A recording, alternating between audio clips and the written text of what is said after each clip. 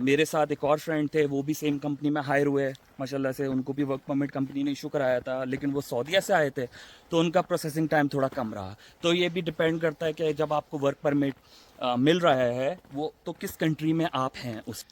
तो ये है कि अप्लाई करना बहुत ज़रूरी है। लिंक्डइन पे बहुत सारे लोग इसलिए अप्लाई नहीं करते कि मिलती नहीं है जॉब। मेरा अपना पर्सनल एक्सपीरियंस ये है कि अगर आप लगे रहें तो मिल जाती है जॉब। जैसे मैं तो आपने अप्लाई किया, आपको ऑफर लेटर आ गया, सही है। जी तो उसके बाद उसमें नेक्स्ट प्रोसेस में कितना टाइम लगा? अस्सलामुअलैकुम, उम्मीद आप सब लोग खैरियत से होंगे।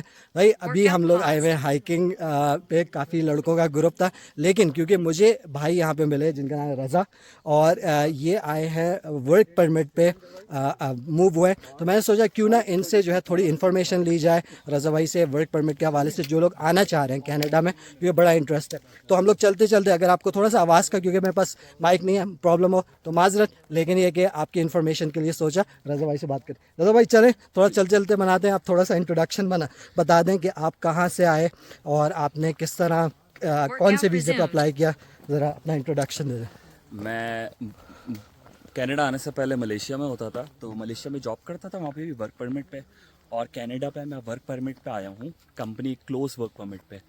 तो यहाँ पे 2 साल का वर्क परमिट मुझे कंपनी से मिला है, जो कि आगे एक्सटेंड भी हो जाता है अगर कंपनी विलिंग है आपको कंटिन्यू करने में, तो बहुत आसानी से एक्सटेंड हो जाता है, तो उसके लिए इतना प्रॉब्लम नहीं होता। तो मैं यहाँ वर्क परमिट पे आया हूँ। क्या मलेशिया में पहले मैं होता था, जॉब करता था, वहाँ पे भी वर्क परमिट पे था। और कनाडा में यहाँ पे मैं कंपनी में ज्वाइन किया मैंने, जो कि मलेशिया से डिफरेंट थी। मुझे यहाँ पे कंपनी ने हायर किया और उन्होंने एक वर्क परमिट इशू करवाया मुझे। तो मैं जिस उसके अंदर आया हूँ, प्रोग्राम के अंदर, वो प्रोग्राम कहलाता है GTS, global GTS। Talent stream. Okay. और ये जब मैं 2021 में मैंने ये अप्लाई किया था और मैं 2022 में कनाडा आया हूँ, तो जो प्रोसेसिंग टाइम था कोविड के जैसे थोड़ा डिले हो गया, लेकिन जो इस प्रोग्राम का एक्चुअल प्रोसेसिंग टाइम है जो कि IRCC कहता है, और वो उससे ज़्यादा भी लग सकता है डिपेंडिंग कि आपका केस कैसा है। किस केस के अंदर जो है डॉक्यूमेंट्स के में जो वेरिफिकेशन होती है उसमें ज़्यादा टाइम लग जाता है, लेकिन नॉर्मली जो IRCC कहता है वो 30 डेज़ का प्रोसेस है, जिसमें 15 डेज़ लामिया जो कि कंपनी IRCC से सिक्योर करती जो है उस जॉब के लिए। LMIA की बात कर रहे जी LMIA के हैं, लिए जो 15 डेज़ लगते हैं। जी। एंड 15 डेज़ वर्क परमिट के लिए जब LMIA जो है कंपनी को मिल जाता है IRCC से। तो हम मेरे केस के अंदर कंपनी ने जो अप्लाई किया था वो अप्रैल 2021 के एंड में किया था। ओके। तो उसमें मलेशिया में मैं जब रहता था तो कोविड की पॉलिसीज़ काफ़ी स्ट्रिक्ट थी, तो जिसकी वजह से मुझे थोड़ा ज़्यादा टाइम लगा। मेरे साथ एक और फ्रेंड थे, वो भी सेम कंपनी में हायर हुए माशाल्लाह से। उनको भी वर्क परमिट कंपनी ने इशू कराया था, लेकिन वो सऊदीया से आए थे तो उनका प्रोसेसिंग टाइम थोड़ा कम रहा। तो ये भी डिपेंड करता है कि जब आपको वर्क परमिट मिल रहा है वो तो किस कंट्री में आप हैं उस टाइम, और सही। उधर कितने डिले आ रहे हैं।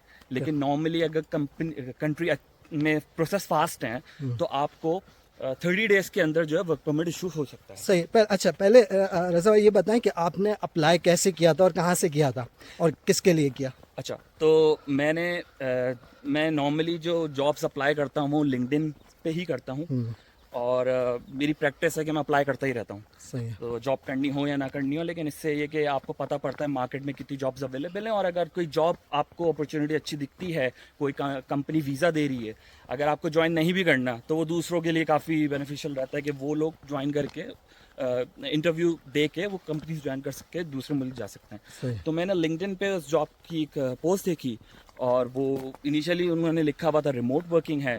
जब मेरा इंटरव्यू हुआ तो उन्होंने रिमोट की बात की, बट क्योंकि एज ए मेंशन कि मैं मलेशिया में भी वर्क परमिट पे था तो मैं जॉब से रिज़ाइन तो नहीं कर सकता था।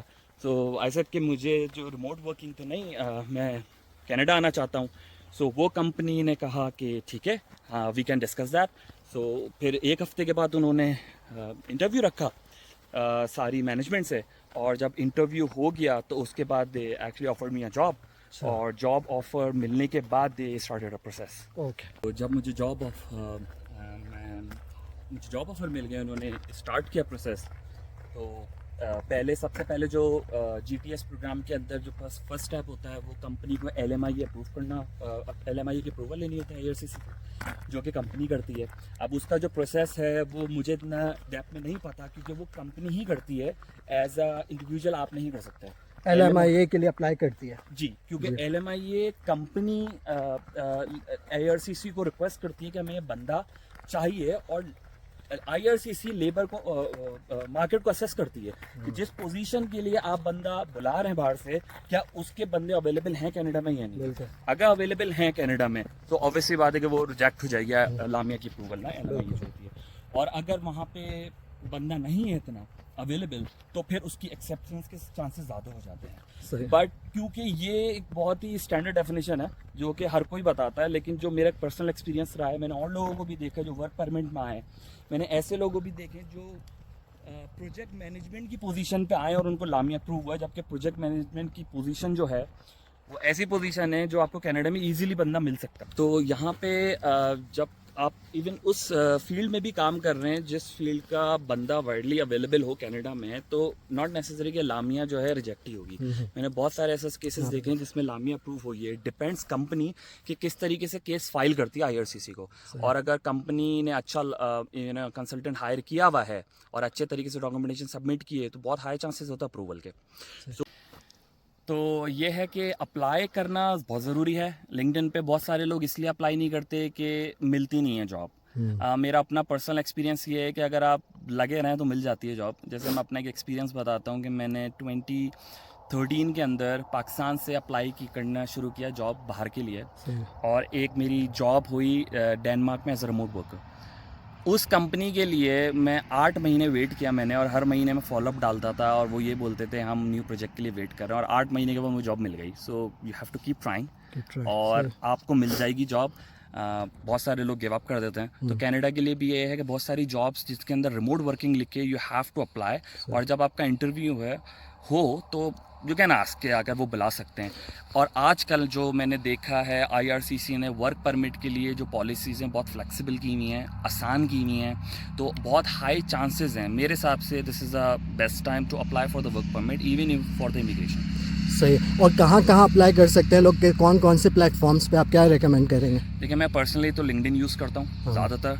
कुछ कनाडा के भी जॉब पोर्टल्स हैं जो कि आप अप्लाई कर सकते हैं वहाँ पे, बट जो मैं अपना पर्सनल एक्सपीरियंस शेयर करूँ, मैं लिंक्डइन यूज़ करता हूँ। और मैंने जब भी लिंक्डइन पे अप्लाई किया है मुझे जॉब्स के लिए रिस्पांस आया है। और एक टिप है कि आप ज़्यादा से ज़्यादा रिक्रूटर्स को ऐड करें।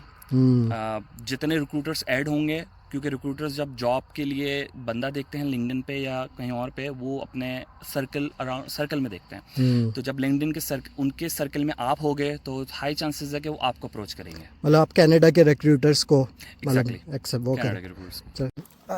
चलें, अच्छा आपने अप्लाई किया, आपको ऑफर लेटर आ गया, सही है जी। तो उसके बाद उसमें नेक्स्ट प्रोसेस में कितना टाइम लगा, चलते बात करते हैं। जैसे कि मैंने कहा कि ये इसका प्रोसेसिंग टाइम 30 डेज़ है, 15 days for लामिया and 15 days for work permit. लेकिन मेरे केस में क्योंकि उस टाइम कोविड बिल्कुल ख़त्म हुआ था, तो बहुत सारी कंट्रीज़ के अंदर डिफरेंट रिस्ट्रिक्शंस थी, राइट। तो बहुत सारे कंपनीज बंद हुई थी, आप ये कह सकते हैं, ऑफिसेज बंद थे।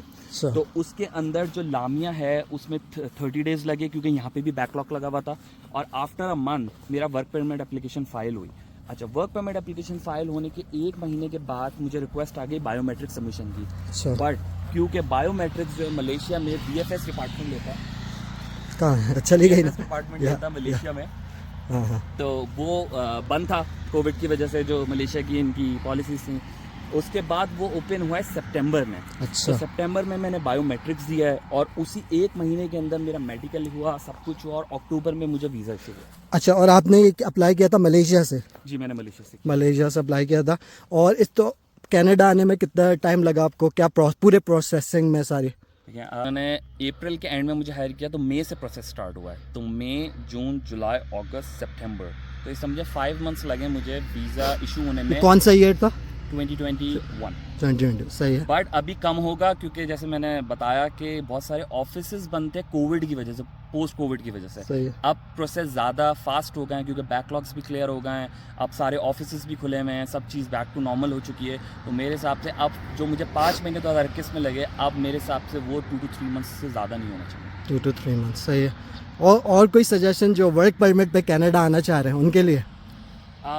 सजेशन यही है कि keep trying, keep applying on LinkedIn, opportunities available हैं, बट 10 जगह अप्लाई करके डोंट एक्सपेक्ट कि आपको वर्क परमिट या जॉब मिल जाएगी। You have to apply 1000 places, फिर उसके बाद जाके आपको 1 या 2 कंपनी से ऑफर आ सकती है। सही। और आपकी क्या फील्ड थी जो जिस पे आपने अप्लाई किया था? क्या? अच्छा, मैं वॉइप की फील्ड में हूँ, आईटी की फील्ड में, IT वॉइस ओवर आईपी में।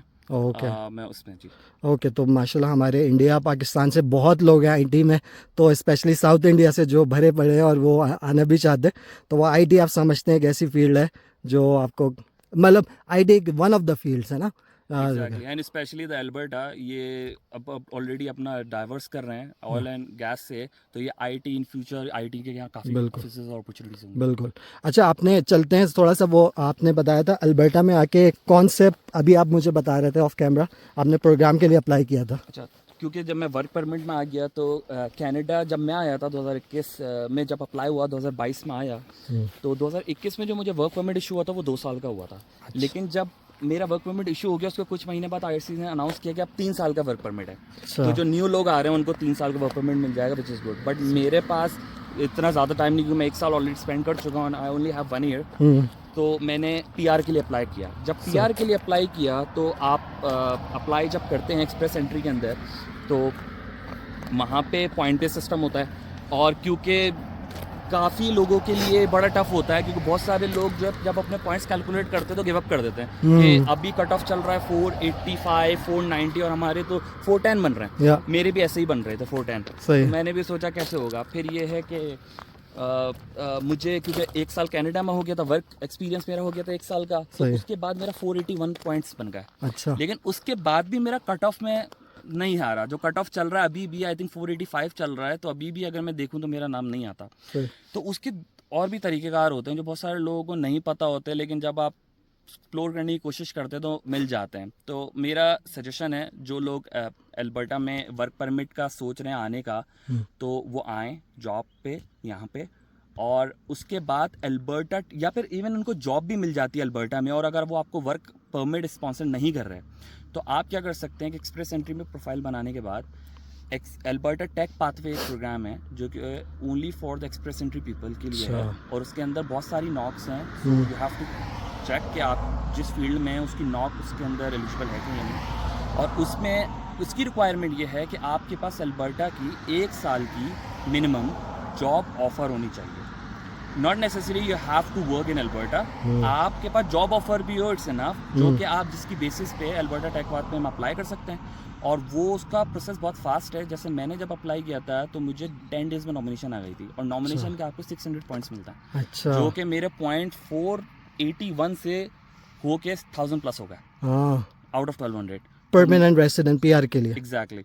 तो मेरा जो नेक्स्ट ड्रॉ हुआ उसमें मेरा नाम आ गया, बट मेरा पीएनपी था, जिसकी एक लिमिटेशन होती है कि जब आपको परमानेंट रेजिडेंसी मिलेगी तो आपको 2 साल उसी स्टेट में रहना है। तो 2 साल, I think it's not a big deal कि आपको 2 साल आने में, यहाँ के कल्चर को, यहाँ की चीज़ों को समझने में ही लग जाता है। देन आपके 2 साल के बाद आपको पता होगा कि अगर आपको मूव करना है, it's good for you to move here. तो ये मैंने प्रोसेस फॉलो किया है।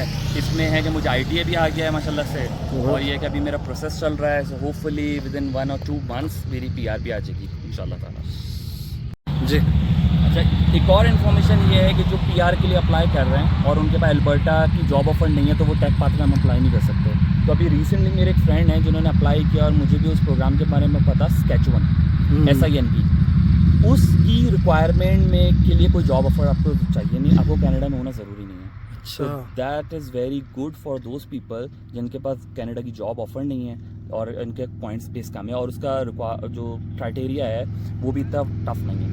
बट उसके अंदर डॉक्यूमेंटेशंस बहुत है, तो आपको बहुत सारी डॉक्यूमेंटेशंस जो हैं, जो उनकी रिक्वायरमेंट है, वो अरेंज करनी होंगी, जो कि मुश्किल नहीं है बट टाइम कंज्यूमिंग है। सही। सो हो सकता है कि इसमें जैसे मैंने अल्बर्टा टेक पाथवे में अप्लाई किया तो मुझे 10 डेज में नॉमिनेशन आ गई, तो ऐसा कि एनपी में शायद मे बी आपको 5 to 6 मंथ भी लग सकता है। अच्छा, बट ये उन लोगों के लिए जिनके पास जॉब ऑफर नहीं है, so this is the programme. ज़बरदस्त, थैंक यू भाई। आपका आपने इन्फॉर्मेशन प्रोवाइड की। आई होप कि ये इन्फॉर्मेशन जो प्रोवाइड की वो यूज़फुल रही होगी लोगों के लिए जो आना चाहते हैं अल्बर्टा इन पर्टिकुलर या कनाडा इन जनरल। ब्लॉग अच्छा लगा, लाइक का बटन दबाना नहीं भूलेगा, और अगर आपके कोई सवाल हैं तो आप कमेंट्स में लिख के पूछ सकते हैं, और भाई वहाँ पे जो है आपको जवाब दे देंगे। Thank you very much for watching. फिर मिलते हैं, खुदा हाफिज़।